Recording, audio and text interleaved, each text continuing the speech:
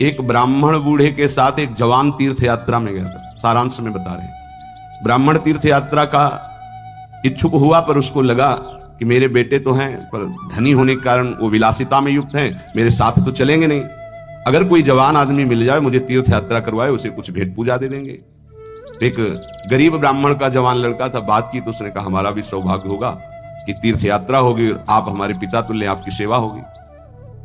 समस्त तीर्थों में भ्रमण कराया। जब वृंदावन आया तो बहुत सेवा उसने की। उसका मन बहुत प्रसन्न हो गया। धनी का वृद्ध था तो गोपाल जी के दर्शन कर रहा था। उसने कहा वृंदावन को साक्षी करके, गोपाल जी महाराज सामने हैं, मैं बहुत प्रसन्न हुआ तुम्हारे ऊपर, तुमने इतनी सेवा की। एक बेटी ब्याह योग्य है, मैं तुम्हें ब्याह करवा दूंगा अपनी बेटी से। तो देखो हमने तो नहीं कहा, तुमने कहा है ना, इस बात को ध्यान रखना, वहां जाके भूल मत जाना। ऐसा ही हुआ। सारांश में बता। वो जब गांव पहुंचा तो वृद्ध की हिम्मत नहीं हुई अपने धनी बेटों से कह दे कि बहन का ब्याह उस गरीब के साथ कर दो। काफी दिन हो गए, कोई चर्चा ही नहीं, तो ब्याह की बात थी। उस गरीब ब्राह्मण ने जाके कहा बूढ़े ब्राह्मण से कि आपने कहा था भगवान के सामने कि अपनी बेटी का ब्याह तुम्हारे साथ कर देंगे। तो जवान बेटों के भय से उसने कहा मुझे याद नहीं ऐसा कुछ। भाई याद नहीं? तुमने भगवान के सामने कहा था। वो भी कह रहे हो याद नहीं। तो बेटों ने कहा कि चलो भागो यहां से। भगवान के सामने कहा बुलाओ भगवान को, अगर साक्षी दे देंगे तो हम बहन का ब्याह कर देंगे। बोले पक्का? तो उनको पता था कि मूर्ति कोई बोलती थोड़ी चलती थोड़ी। उनका हाँ पक्का। बोले पंचों के बीच में बोल दो। पहले गांव में पंचायत होती है पिंड छुटाने के लिए कि अतरे दिन ये परेशान करेगा, तो उन्होंने कहा पंचों के सामने यदि ठाकुर जी आके गवाही दे दे तो ब्याह करवा देंगे। ओ गरीब आदमी जो कुछ था बेचा, फिर वृंदावन आया। ठाकुर जी गोपाल जी से कहा कि महाराज आपके सामने हमारे ब्याह की बात कही थी इस वृद्ध ब्राह्मण ने, आपको गवाही देना पड़ेगा तब हमारा ब्याह होगा। हाँ कौन सुने। समय हुआ, ठाकुर जी का शयन भोग लगा, पट बंद हो गए, वो बैठे ही रहे बाहर। वाह गोपाल जी महाराज, आप जब बोलोगे तभी हमारा ब्याह होगा, हम तभी यहां से जाएंगे जब आपको साक्षी दे। सब चले गए थे वकील, उसको विश्वास था भगवान है। अंदर से आवाज आई मूर्ति कहीं चलती है क्या कि चलकर साक्षी दे? बोले महाराज मूर्ति बोलती थोड़ी है, आपने बोला ना तो आओ निकल के बाहर। अब उनके लिए कोई पर्दा है क्या? ललित त्रिभंगी। बोले देखो अब तुम्हारे प्रेम के कारण हम बाहर तो निकल आए, तुम उसको यहीं बुला दो, हम यहीं साक्षी। बोले महाराज वो नहीं आएगा, हमारा ब्याह रुक जाएगा, आपको चलना पड़ेगा।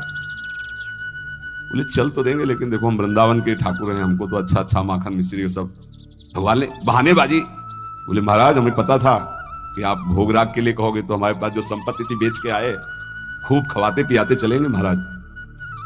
बोले चलो अच्छा, देखो दृढ़ विश्वास। बोले महाराज हम जानेंगे कैसे कि आप आ रहे हो? बोले मेरे नूपुरों की ध्वनि सुनाई देगी, और देखो लौट कर जहां देख लोगे उससे आगे फिर हम नहीं जाएंगे। ठीक है महाराज, जब भोग लगाने का समय आएगा तो हम बोल देंगे, तब तुम हमारा भोग लगाना, और जब हम चलेंगे तो लौट कर पीछे नहीं देखोगे। ठीक है महाराज। अपने प्रांत पहुंचे, उड़ीसा प्रांत। गांव जब नजदीक रह गया तो सोचा मुड़ के तो देखे, केवल पायले धुनी है, ठाकुर जी भी है, मुड़ के देखा तो श्याम घन साक्षात प्रभु।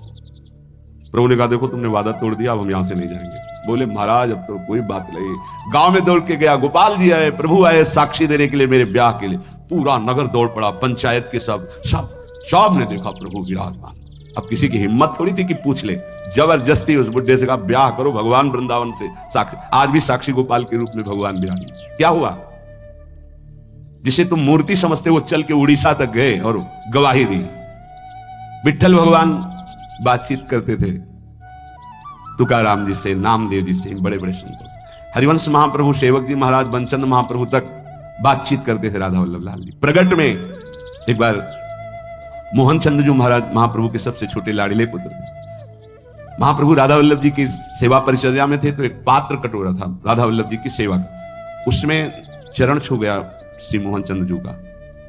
महाप्रभु ने एक शपथ मारी, प्रभु के पात्रों को ऐसे। राधा वल्लभ जी के जब पत्रावली कर रहे थे तो कपोल में अंगुली बनी, तो उनका जय जय आप।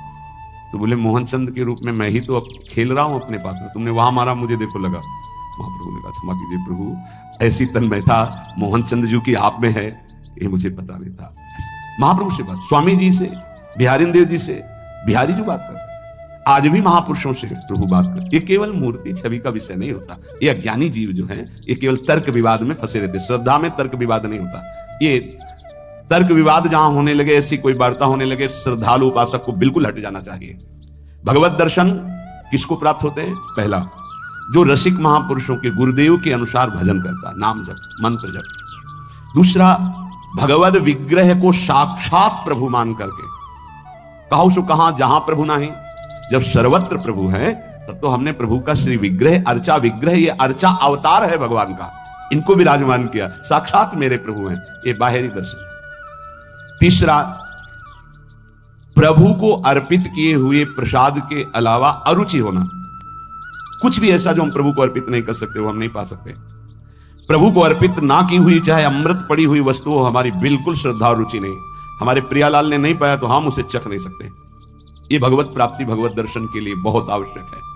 गुरु प्रदत्त भजन में आसक्ति, इष्ट के श्री विग्रह छवि में साक्षात भाव, और इष्ट को अर्पित ना किए हुए वस्तु, वस्त्र, पदार्थ, भोगों में पूर्ण अरुचि। कई बार हमने ऐसे संतों को देखा जो अमनिया जैसे, पा लीजिए, नहीं अमनिया है ना, हम अपने ठाकुर को भोग लगा के पाएंगे, या आप अपनी श्री जी को भोग लगा दीजिए तो पालेंगे, अन्यथा नहीं। अमनिया नहीं, अमनिया माला, पत्र, पुष्प, सुगंधित कुछ भी नहीं।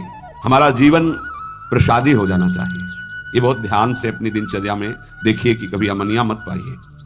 चौथा, सहनशील, ये बहुत आवश्यक है। बहुत सहनशील उपासक को होना चाहिए।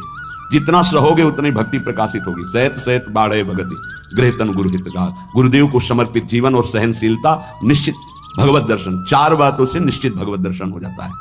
ये बहुत खास बात है जिसको धारण करना बहुत कठिन है, पर गुरु कृपा पात्र बहुत सरल ढंग से इसे निर्वाह कर ले जाता है। क्या? किसी से मतलब नहीं। इस मार्ग के उपासक किसी से मतलब नहीं। पहले तो कहा पीछे वाले में कि जो विषयी पुरुषों का समूह है उनके संग से भयभीत रहे, कभी संग न करे। अब आगे वाले में महान संगा नाम किसका ये स्वरूप होता है? बोले जो वह तो महताम श्री पद रजा, महापुरुषों की चरण रज से जिसका शरीर अभिषिक्त है और माथे पे जिसकी चरण रज विराजमान है, गुरुजनों की, संतों की, रसिकों की, वो महान संगानाम सहज मधुरात्म प्रिय कथा। वो निसंग ही नहीं, महान निसंगानाम, जागृत स्वप्न सुषुप्ति, कभी भी कहीं भी उसका किसी से संबंध नहीं, शरीर से भी नहीं। क्योंकि महान निसंगानाम तभी हो सकता है, शरीर से भी नहीं। यह ज्ञानी जीव जानते हैं।